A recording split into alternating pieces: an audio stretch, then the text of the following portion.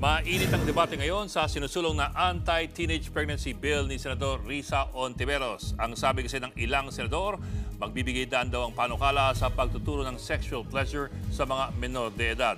Bagay na agad naman kinontra ng senadora. Nasa frontline ng balitang yan, Ria Fernandez.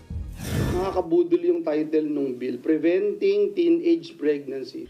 Ganyan inilarawan ni Senator Joel Villanueva ang Panukalang Prevention of Adolescent Pregnancy Act of 2023. Isinusulong ito ni Senadora Risa Hontiveros para pigilan ang teenage pregnancy sa bansa sa pamamagitan ng Comprehensive Sexuality Education o CSE.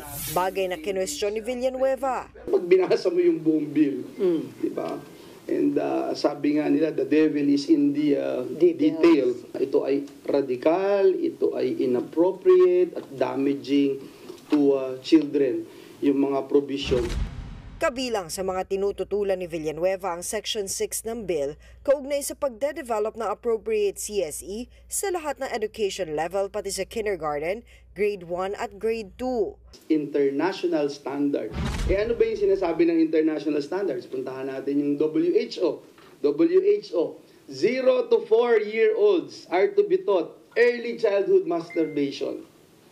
4 to 6 years old are to be taught skills to talk about sexual matters. Hindi direktang sinabi sa panukala na ituro sa mga menor de edad ang mga ganitong bagay. Walang-wala yung mga ataking iyon tungkol kuno sa masturbation, anal and oral sex, sexual rights, sa mga bata. Those are outright fabrications. Pagsisinungaling po yun tungkol sa bill. Paglilinaw pa ni Hontiveros, magiging gabay lang ang naturang international standards. Common sense po iyan.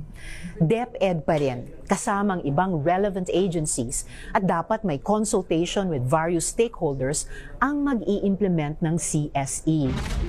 Ikinababahala din ni Villanueva na mawawalan umano ang mga magulang ng otoridad sa pagtuturo ng sexuality education sa kanilang mga anak. Ayon sa panukala, mabibigyan ng access sa sexual and reproductive health information and services ang mga edad 16 pataas, habang kailangan na pahintulot ng mga magulang para sa mga nasa 15 anyos pababa. Kung walang legal parents, pwedeng kunin ang pahintulot ng mga lisensyadong social worker, doktor o medical professional. Tanong pa ni Villanueva, may national emergency daw ba tungkol sa sexuality education para gawing prioridad ang panukala? Sa datos ng Philippine Statistics Authority noong 2022, nasa 150,000 na ang bilang ng mga batang ina. Bahagyayang bumaba noong 2023, pero dumami naman sa 3,342 ang mga nabuntis na 15 anyos pababa. Maging si Senate President Chis Escudero, direktang sinabi na tutol siya sa panukala. Sa ngayon, hinihintay na lang na maisalang sa ikalawang pagbasa ang Panukalang Prevention of Adolescent Pregnancy.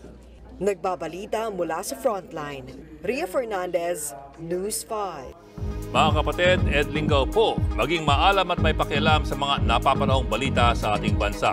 Para sa mas malalimang pagtalakay at paghimay sa mga issue at headlines, tumutok lamang at pag-subscribe sa social media pages ng News 5.